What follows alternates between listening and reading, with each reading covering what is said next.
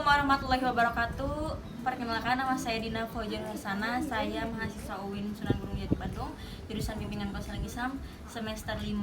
Di sini saya berperan sebagai konselor yang akan memandu beberapa kegiatan saat konseling. Kami beranggotakan 5 orang. Di sini saya Dina Fauzia Hasanah, kemudian ada Adila Nurusmanjaya, Ainun Hobariah, Alia Nabila Zahra, dan Anindi Hamidah. Baiklah, sebelumnya kami akan menjelaskan sedikit mengenai teknik permainan Gestalt kartu SDBHSM. Pada hakikatnya, layanan ini membantu konseli untuk memiliki kesadaran yang lebih baik, memberikan kesempatan kepada konseli untuk memahami konflik-konflik internal, menyelesaikan diktonomi dan urusan yang belum selesai di masa lalu. Kesadaran tersebut tampak dalam kepandaian konseli saat menentukan pilihan, dicapai atas pemahaman konseli terhadap lingkungan, dirinya sendiri, menerima diri, dan mampu menjalin hubungan.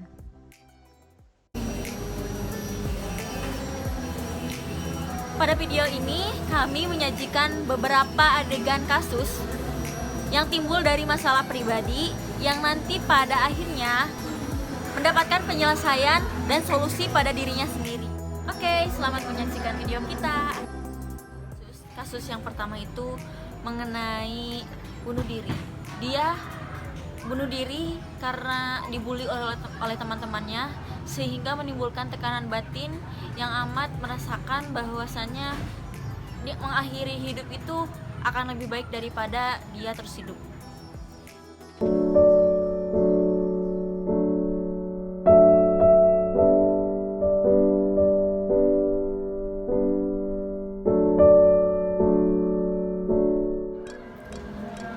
Pada kasus kedua ini sama halnya seperti kasus pertama, dia akan bunuh diri karena terjadinya percecokan antara keluarga, bahwasannya dia mengalami broken home atau perceraian keluarga antara ibu dan ayahnya yang menghasilkan dampaknya terhadap anaknya. Dia adalah anak ketiga dari keluarga tersebut. Dia sering sekali melakukan atau menyakiti dirinya sendiri atau biasa disebut self harm.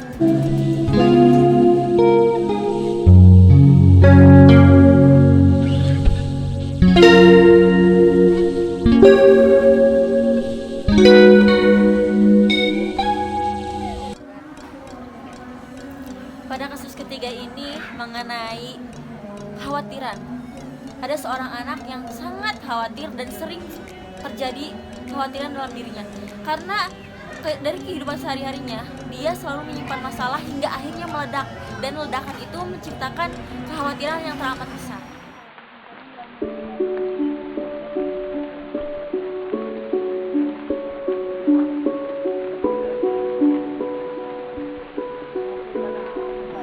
Pada kasus yang terakhir yaitu mengenai seorang anak yang mengalami posesif dengan pacarnya hingga putus cinta, yang akhirnya dia depresi dan terus tidak henti-hentinya menangis.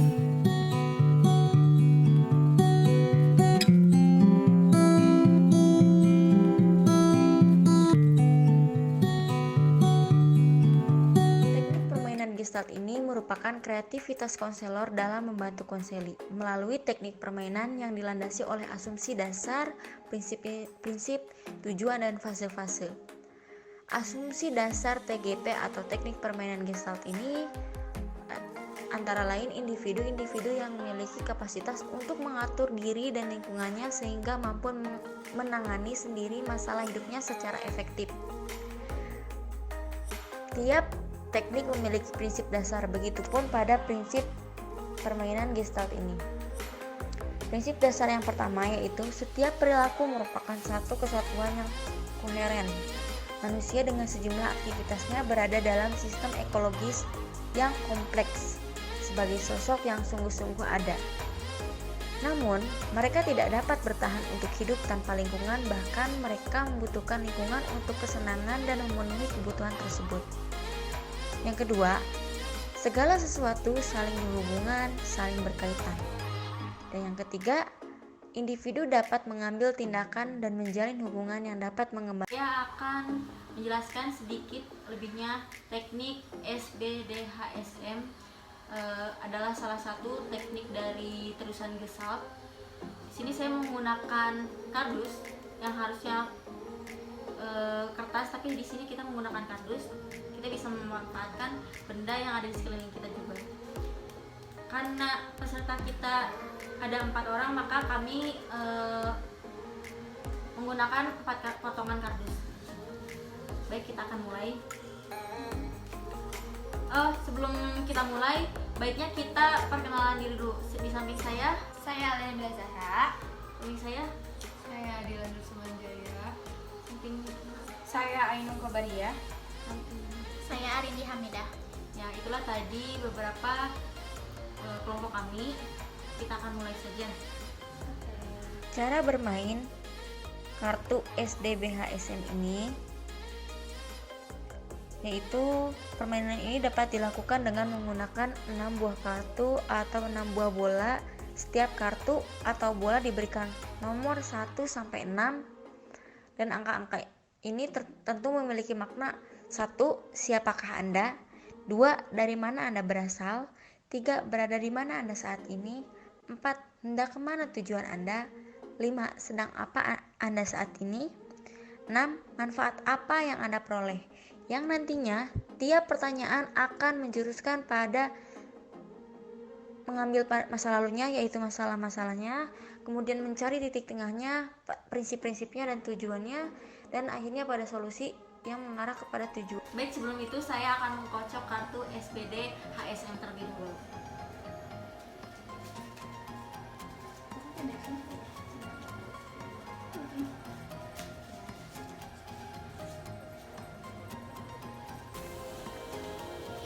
Sebelum dibuka, baiknya kita briefing dulu terkait bagaimana nantinya setelah dibuka. Semua masing-masing peserta telah mendapatkan kartu ini. Ketika dibuka, misal contohnya siapa saya, ketika ada yang mendapatkan kartu pertanyaan tentang siapa saya, itu akan menjuruskan tentang masalahnya hingga sampai solusinya. Seperti itu. Baik, kita mulai saja. Contohnya seperti pada pertanyaan kartu nomor 1, yaitu siapakah Anda? Jawaban terhadap pertanyaan ini bukan sekedar nama saya Budi atau Hani atau sejenisnya, tapi jawaban yang lebih mendalam adalah kita ini makhluk ciptaan Allah yang paling mulia. Allah telah menciptakan manusia dalam bentuk yang sebaik-baiknya. Sebagai manusia, kita diberi akal pikiran, mampu mengembangkan peradaban, ilmu pengetahuan dan teknologi, mampu membedakan mana yang baik dan mana yang buruk, atau bisa kalian sebut juga atau yang kalian kenal dengan hak dan batil, mana yang pantas dilakukan dan mana yang tidak pantas. Namun demikian, tidak sedikit jatuh martabatnya ke lembah hina karena akal yang tidak berfungsi lebih mengikuti hawa nafsu, menjadi serakah, menjadi buas, menjadi lupa diri. Sebagai manusia, menurut agama hendaknya bersikap mengagungkan Tuhan yang Maha Kuasa, kasih sayang terhadap sesama, saling tolong menolong, saling menghormati, dan seterusnya. Silakan kepada saudari Ainun untuk membuka kartunya. Di sini saya mendapatkan dari mana kamu berasal. Saya berasal dari Tuhan. Tuhan menciptakan saya dari saripati tanah dan memberikan saya kehidupan. Namun saya menyia-nyiakan kehidupan yang diberi oleh Tuhan. Solusinya saya harus menghargai kehidupan yang diberikan oleh Tuhan. Ya, itu ya solusinya, kamu harus bisa lebih menghargai keadaan juga. Ya. Baik, silakan saudara Adila, silakan dibuka kartunya. Anda mendapatkan? Berada di mana saya sekarang? Yang berada di mana saya sekarang? Saya berada di tengah-tengah keluarga yang tidak utuh. Dan saya merasa tidak memiliki siapapun di dunia ini. Lalu apa solusinya? Solusinya saya harus bisa berkomunikasi lebih terbuka kepada keluarga saya, terutama orang tua saya, sehingga mereka bisa ada untuk anak-anaknya. Oh iya, jadi terbuka komunikasi ya? Iya. Ya. Baik, terima kasih. Silakan dibuka. Anda mendapatkan apa? Saya mendapatkan kartu sedang apa saat ini.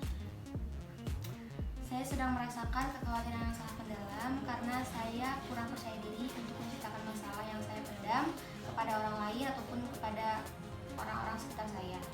Solusinya?